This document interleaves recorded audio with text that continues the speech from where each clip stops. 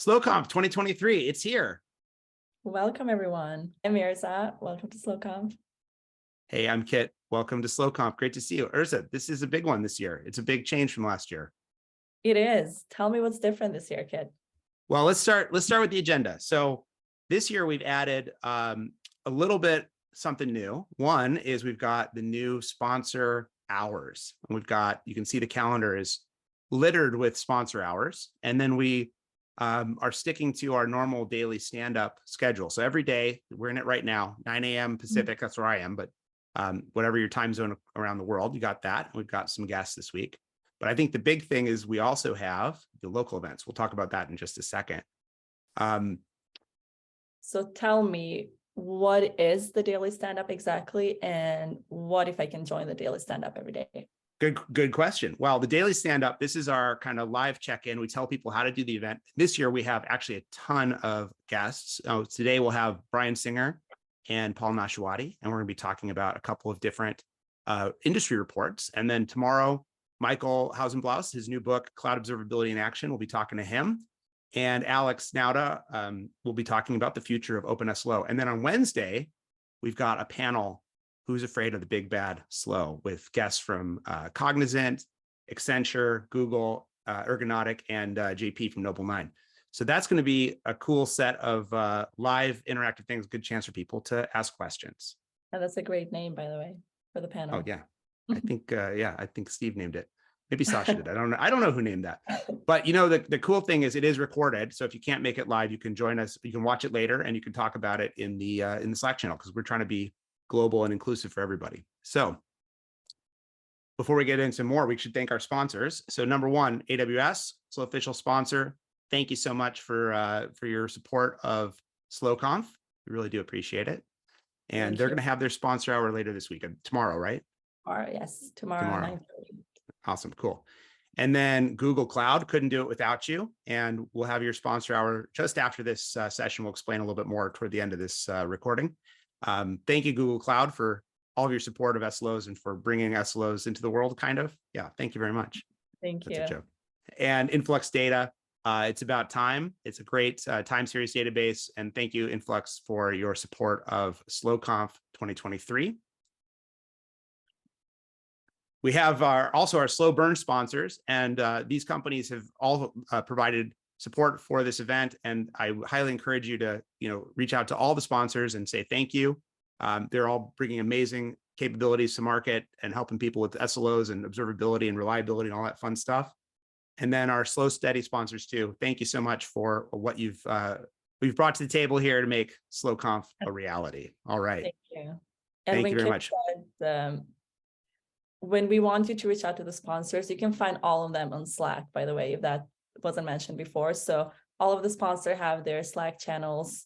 Go talk to them, thank them, check out what they do. So yes. Yeah, and there's a lot of cool stuff going on in the sponsor channels. We'll talk about it when we get to the sponsor hours, but there's a lot of fun stuff happening. And all the sponsor channels start with sponsors. So if you just search for sponsor in the Slack, you'll be able to find the sponsor channels and go say hi. All right. So the other thing we talked about is the local events, and there's a lot of them. Yes. Tell me more about the local events. I'll tell you more. Well, first of all, they're mostly sold out, which is quite something, not totally expected. But look, we got 10 events all over the world. If you're nearby one of these, hopefully you've already registered. If not, then please do register. And this is a chance to get together in person. And my understanding from talking to some of the organizers, and by the way, it's all community organizers. These are all people who stepped up and said, we want to have an event, let's do it. Watch parties, local speakers, really a local flavor. So this is going to be a great way to connect with other SLOconfers and do something live and in person, which is totally new for SLOconf. We've never done it before. So here we are. Isn't it amazing? SLOconf started from a Twitter thread, and now we're in 10 different cities, a big conference online. You remember SLOconf last year? We just wanted to show some highlights. And by the way, I got the hoodie from last year on right now, the SLO Life speaker hoodie. So I'm quite proud of that. And you got your... Yes, I got my swag, which I might be biased, but that was some of my favorite part of SLOconf. And we even see a little pet picture. There's a little cat beaking out. Yeah, and you got your SLOconf purple on today too, so looking good. Yes. Lavender. Yeah. Yes.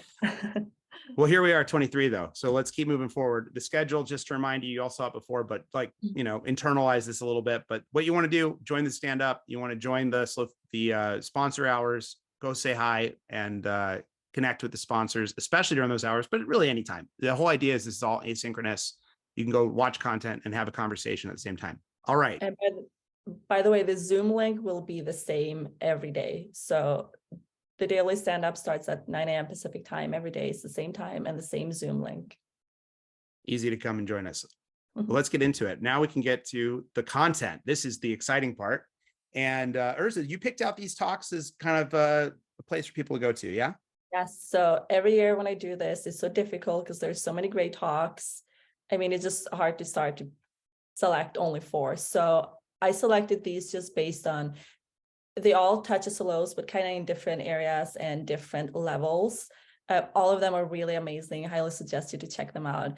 And funny, I'm just realizing that Emily, Ricardo, and Andrew are returning SLOconf speakers. So thank you for that. It's always nice to see the amazing, talented speakers return to SLOconf to educate and talk more. But yes, check out these talks, share them, engage with the speakers. All of them are on Slack. So if you have questions about the talk, this is very good to ask the questions live time or about the topic. So yeah, I was just saying, we have, I think, I heard 11 hours of content, which is a little bit daunting. So I think it's great for you to start with 4 talks. Each day we'll share Erza's picks for people who don't want to get started. But we have actually something pretty cool this year, which Alex Hidalgo personally curated, and we're going to share it here now, which is we have 11 series. We're calling them series of talks. So they're kind of like tracks, but a bit shorter, a little bit more focused. And we have corresponding Slack channels to discuss each of these topics. So we've already invited the speakers who gave the related talks to those channels. They're there. If you have a question about a talk you see, this is the main event. Go watch the videos, go learn, go discuss, and let's all get better at building SLOs together. This is really what it's all about. So if you're in Slack, go join these channels, say hi, and also say thank you to the speakers because we ran this big CFP. We've got just a ton. I think it's 50 something speakers that publish talks, almost 60 speakers, 11 hours of content. All right. Speaking of content. Okay. Well, I'd like to welcome our first guest today, which is Paul Nashawaty. Hey, Paul, how you doing? Hey, good. How you doing? Good to be here. I'm doing great. Doing great. What do you think of SLOconf so far? I think it's pretty cool. A lot of stuff going on, a lot of activity, and the growth is crazy. So yeah, it's awesome. So Paul, you recently put out this white paper, Ensuring Business Reliability and Reputation Through Service Level Objectives. Can you just tell us about it? Yeah, absolutely, Kit. I'm really excited about this white paper because it talks about a lot of different things that are happening in the industry, right? One of the things that's happening is organizations are trying to be efficient, continuous operations, and drive for that exceptional customer experience, right? They're also looking to avoid downtime or data breaches. So they're really trying to focus on what they're really, doing for business. But also like the clearly defined SLOs in the white paper really highlights the fact that there's a critical understanding between measuring business performance, identifying trends, and proactively looking at those IT issues. So it really does alignment for IT and business executives as well. So there's a lot here, a lot happening with the white paper. So when you make a connection between, this is an interesting thing I always think is like technology adoption and a connection to business impact. That's always pretty tricky. I hear this a lot from people. How did you approach that? Yeah, that's a good one. The thing is when we looked at the tech stack and we looked at the business impacts, it was really about operational efficiencies, right? And what the operational efficiency means. So the combination of people, process, and technology alignment really was part of the objectives, right? So we saw, for example, in our cloud native research, we see that 90% of respondents indicate that they're looking to be more efficient and keeping cloud native development operational and moving it forward, right? And efficiencies from development to software life cycle and speed of development, they all come to mind as areas for respondents. So using SLOs really helps optimize that. What were the sort of key findings of the report? Is there any surprises that we'll find here? Yeah, absolutely. So it was really cool because going through this, it was a great exercise for me as well to kind of get understanding of like what's happening, how organizations are working, and I had a great opportunity to interview with a couple of businesses that were out there, OutSystems, Flexera. They were great companies to talk to. But one of the findings a couple of the findings was clearly defining objectives that drive business growth for customer satisfaction. That was a clear focus. The other thing was the DIY approach often turns into buy. So for example, OutSystem looked to build their own platform and for managing tech debt using SLOs.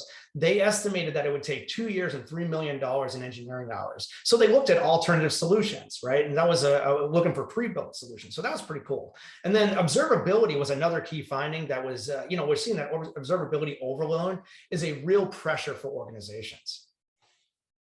One other thing I thought that was really cool, Kit, sorry, I knew you were going to ask. No, you're ahead. Yeah, great. Yeah.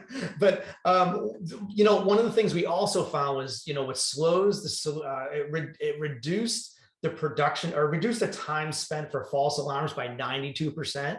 And we also saw it reduced time spent on investigating remaining alerts by 85%. That's information that we have in the report. That's really, really cool. And that came from the interviews directly with customers who have adopted SLOs, right? This is new information in this report. It is. It's new information to report, interviews from these customers. Yes. So what advice do you have? I mean, as other companies are thinking about adopting SLOs and seeing the business benefits, any advice you have on how to ensure, that the ROI on a SLO initiative? Any advice there you can share? Yeah, in the research and the report, we found that pre-built SLO platforms, companies that drive SaaS-based IT solutions, this was a way to reduce their workforce like 4 times, but basically reduce the workforce from FTEs, so full-time employees, right? And who maintained and built SLOs in-house, right? That was one of the things from an ROI perspective. I'll give you an example. We discussed this with Flexera, right? And Flexera and how they used SLOs. And they reduced the time it took for creating individual SLOs by 83%. And this is also an example of how they significantly had a return on investment by using SLOs. So that's part of the outcomes of this paper as well. We can see more details there. I know we only have a little bit of time here, so I just don't want to go into too much detail. Well, that's great. And I just maybe just take a second and more broadly, I mean, we take a big step back here. I mean, you're a industry analyst, you talk to a lot of people and you're everything else. And we'll share the link to the white paper in just a second. I'm glad you asked, Andre. But we kind of take a big step back more broadly. What are you seeing in the market in terms of priorities for organizations? Adoption of SLOs, cloud, digital transformation, AI, like what are the priorities right now that you're seeing kind of outside as you're talking to all these different customers? Yeah, Kit, all of the above. I mean, we're seeing that the adoption process for organizations, it really are trying to do more with less, and not just using those words, but we see in our research that IT is asked to do significantly more with fewer of the same resources than just 2 years ago. And that's only going to increase. That's only going to continue to grow. But it's important that all levels of organizations adopt modernization efforts, right? So in cloud native development, we see that it's funded by IT and the decision-making comes from IT, but OT also, like DevOps, SREs, platform engineering, they also have alignment for purchasing. And it's important to them as well to do their jobs. As for AI and automation, it falls to optimization, right? And this falls in the same area. According to our research, we see that optimizing and collaborating, with alignment is done with AI, and using AI to achieve this is key. We also see it's a direct relation to reducing cloud and digital transformation initiative costs and such. So there's a lot around adoption of SLOs that provide alignment as the organizations are looking to move towards the same goal. And that's really what the focus is here for that paper. Awesome. Well, thanks so much, Paul, for taking the time. If people want to get in touch with you, you're on Twitter. Are you on? I'm on Twitter. Yeah, I'm on Twitter. I'm on LinkedIn. Paul Nashawaty is my name, and yeah, find me there. There's my name right there because I know it's an easy name to spell. So I just figured I'd put it up there. It's Nashawaty pronounced Smith. No, it's Nashawaty. But no, I'm on Twitter. I'm on LinkedIn. Look me up. Happy to have a conversation with anybody on this topic. Thanks so much, Paul. Thanks for being here. And if you stick around, maybe some questions will come your way, but we're gonna move on to the next part of the agenda. Thanks, Paul. All right. So next up, we're gonna play a game. Now, Erza, what is this game? Can you explain this? Because here are the rules. So the rules are, and we want everyone to participate. You can use the chat. Before I go through the rules, I know that some of you have the chat settings that is only sending answers to the host and panelists. Just change that so you're answering to everyone. But the instructions for this game is called respond or ignore is the page at 3 a.m. game that Kit came up with. It's an awesome game. People love I actually it. have one right here, by the way. Yes. If you see us at a booth at an event, you always get one. But anyway. Yes. So basically, we're going to draw a card and we're going to ask you a question. Based on the question, you have to decide whether you choose to ignore or respond. Okay. And Kit, am I missing anything on the instructions? It's pretty clear. Like, you're going to show the screen. They pick. Yeah, Alex Hidalgo cannot play. He's seen all the cards. A lot of people contribute to it. But yeah, if you can lead the game if you switch to the management track. That's also Alex's joke. We love that. Okay, let's play a couple. We're gonna play a couple cards here. Let's do it. So I'm gonna draw the first card. If I can figure out how to use Slack. All right, or slides. Okay. Card number 1. P0 ticket opened by customer support. Many customers complaining on Twitter. Okay, respond or ignore in the chat. Let's see what people think. Would you respond? It's 3 a.m. You get woken up by this page. Are we responding or are we ignoring?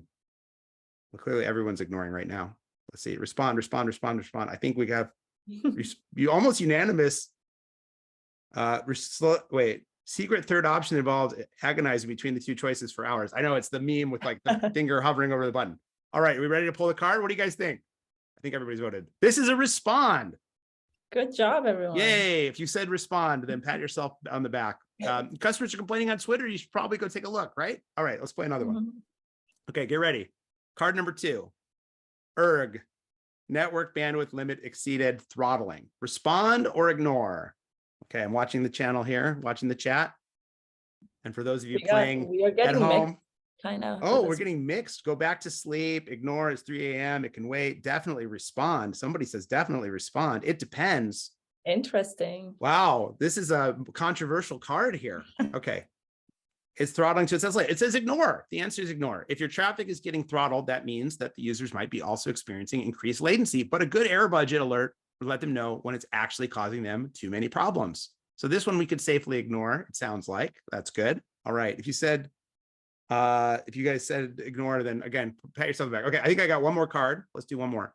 So this is a slightly more complicated card. It's not just text. So let's see. What do we got going on here? Okay. We got reliability burn down. Now we're in the red, but the line is going up. Service is returning 502s. We have negative error budget remaining and our burn rate is 0%. Okay. Respond or ignore? Respond. We got some responds. Okay. All responds so far. We got one ignore. Ignore. It's recovering. Respond. Ignore. Respond. The suspense is killing me. Check the dy over dx value of that turn down metric. Ignore, respond, ignore, respond. Okay, so let's see what this one says. This one says ignore. 0x burn rate is the giveaway. While we've been out of error budget for a while, this SLO is actually improving as bad data points are dropping out of the tracking window. So this was actually a ignore. 0x burn rate. Brian got it right. There you go. Interesting. Yeah. Well, this is the kind of stuff we're talking about at SLOconf. We're trying to make sure that we're really thinking this stuff through. So anyway, that was our a little game, and maybe we'll bring it back tomorrow. I don't know. We'll find something to do. So it seems like a hit. Seems like a hit. We maybe play it again. Okay. All right. We're gonna move on. We got one more little thing to do, and we're gonna be quick here because we're having too much fun. Brian Singer, can you join us? Hey, Kit. Hey, everybody. Hey. So we'll get right into it. State of Service Level Objectives 2023. You were here 1 year ago presenting on the SLO, State of SLOs 2022. What's happened in the last year? Well, if you look at the survey, it looks like not a lot. What's interesting is that the percentage of companies that have adopted SLOs are consistent year over year. But if you dig a little bit deeper into that, I think what you'll find is the adoption is much deeper than it was in the past. So organizations have really skilled up in terms of their ability to broadly adopt SLOs. The tooling that they're using, the adoption of things like error budget alerting is much more significant. And I think that's due to the bullet number 1, which is that 80% of organizations said there was an increased focus on reliability due to the pandemic. So yeah, reliability is a topic of conversation, not just in the engineering org, but actually in the C-suite and at the board level as well. Yeah. And then what's interesting as well, this is the second bullet here. While last year, I think 60 something percent of companies were using 6 or more observability tools. We saw that number actually tick up a little bit. So I think a lot of organizations might pay lip service to the thought of vendor consolidation, but when looking to add new capabilities like tracing, for example, or SLOs, typically, one solution might fit the requirements better, and so that's the solution that's selected. And I don't expect that to change very much. And I think the other thing that really indicates is the organizations have multiple environments. Obviously, most organizations have some cloud native or at least cloud. There's still a lot of on-prem out there, and typically they're picking the tooling that suits the environment the best. And so I don't expect that to change. Although I think there are certain solutions that are more suited to cloud native that you're seeing get picked up more and more. Next slide, Kit. Yep, there you go. And I think what's really exciting is there's sort of a continued acknowledgement of the benefits of implementing SLOs, such as improved reliability, visibility, and better customer experience. This is important because while 70% of organizations have adopted SLOs, I kind of wonder what the other 30% are doing right now. Yeah. And I know from conversations I've had that sometimes it's hard to get that project funded. Budgets are tight right now. You really have to show the ROI of a project in order to go spend the time on it and possibly get the budget for tooling. And I think this survey really gives a good indication that customers are seeing really significant benefits. Well, my customers, but broadly organizations are seeing a really significant benefit from adopting SLOs. And then what's exciting is now we're starting to see more, what are the hard dollars being saved by adopting SLOs? And I've had multiple circumstances where different folks have told me, hey, we narrowly avoided an outage, and we figured out if we'd had that outage, it would have cost us, some millions of dollars. And so, looking at how SLOs are helping avoid outages and calculating the impact of those is a great way to get your SLO project funded and to get the visibility needed to do the good hygiene that we have to do to have good reliability. And then finally, most organizations are finding that they're making better decisions based on SLO adoption. Anecdotally, I've heard situations where engineers or SREs are making the case that SLOs will help prioritize better, make better technical decisions. The business might come back and say, I don't really care, just make it work.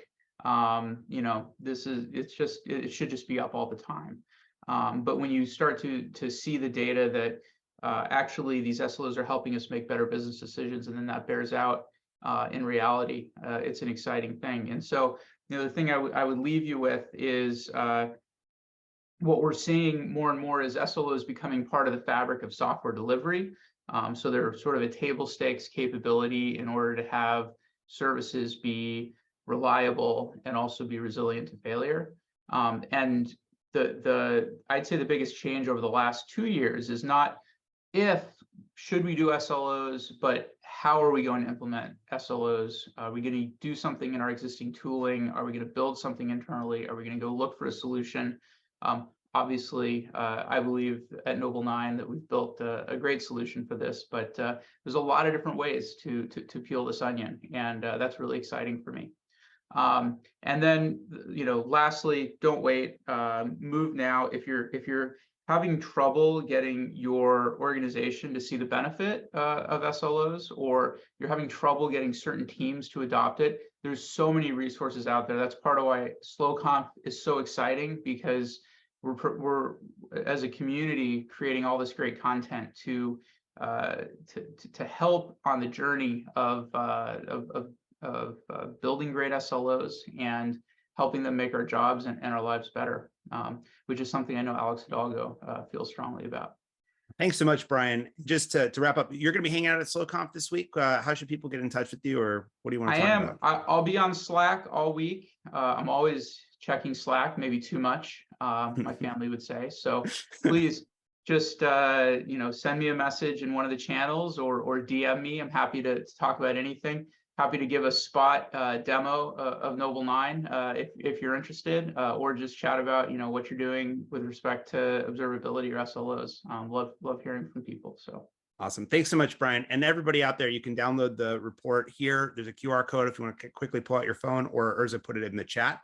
We just got a couple more things before we wrap up, and we'll get it back to the fun. So first, we want to thank our media sponsors. I don't know if you've seen, but we've had just a ton of amazing coverage from our media sponsors, interviews with speakers, interviews with sponsors, lots of cool stuff. The News Stack did a panel with Alex Williams, lots going on there. So thank you to all of our media sponsors for your amazing support and coverage of SLOconf. And then now we said we were going to send you off to the sponsor hours. We're going to talk a little bit about that. So the sponsor hours are on the calendar, and you saw them. The Slow Burn group all together, the Slow Steady group all together. The hours are posted here, and you can also, we'll share it in the general in Slack, so you can see that as well.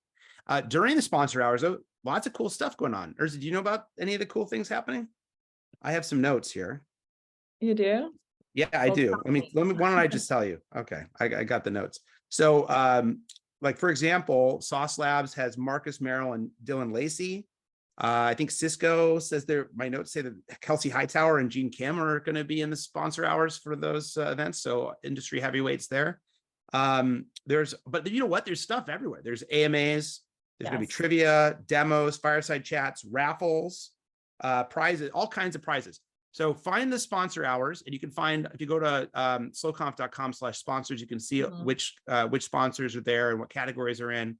All the channels start with the word sponsor, so they're easy to find. So go whenever, also go during the sponsor hours. And we set it up so you can go no matter where in the world you are. There should be a time that's somewhat convenient for you. Yes. What's happening right after this, though? Do you know? Right after this, so I'm just quizzing you, Erza. What do we got? We have the amazing Steve McGee, who we did mention earlier. I think Steve. Fun fact: Steve gave one of the most popular talks to this day at SLOconf in year one. So that's right. I'm always excited and proud to have him back as a part of SLOconf. And this year's today, actually, I'm saying this year today, right now, Steve will be leading an MAA at the Google sponsored channel. And he's in this. He just said hi in the chat there. Yeah. So Steve, we're gonna see you in just a second over in the sponsor Google channel, and we'll be jumping on a Google Meet with you, and you're gonna talk about SLOs in Cloud Run. That's it's gonna be fun. That's gonna be a lot of fun. So if you got time right now, let's go over there, say hi, and join Steve McGee.